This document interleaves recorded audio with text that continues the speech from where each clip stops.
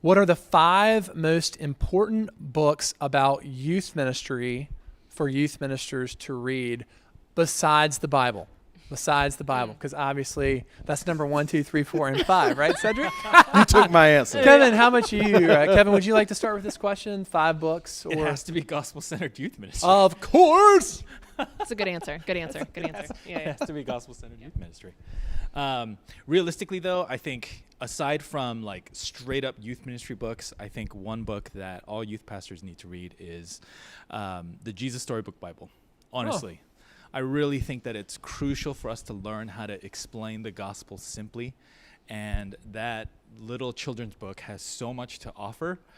Even if you don't have kids, I think just a cursory read through, it's a very quick read, but just how Sally Lloyd-Jones points to Christ from every single story in the Bible, again, is just a skill and a instinct. You need that gospel-centered instinct, or Christ-centered instinct. Good word. Good. Very good. I think there's not that many great youth ministry books, which is unfortunate and probably why you're asking the question. So I would actually say I would lead towards Bonhoeffer's Life Together or Henry Nouwen's Life of the Beloved. Here's why.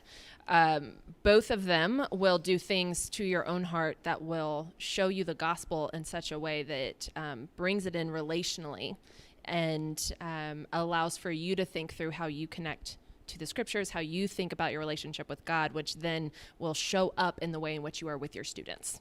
So much of what we believe about relational discipleship, it comes and is echoed in both of those books of what it means to truly have a real relationship with God, to really believe and understand the gospel for your own heart. So I would put that in there as well. Yeah, I have a few youth ministry books I'd recommend. I would say first, I think Almost Christian by Kenda Creasy Dean is an extremely valuable book. It looks at the history, kind of the spiritual lives of young people. It's going to give you some really valuable context. It's also going to teach you what not to do in youth ministry. Secondly, I would say Kara Powell and Chap Clark's book, Sticky Faith. I think it's excellent. It's got a nice balance of research, but it's very practical. I think it gives a good framework for youth ministry.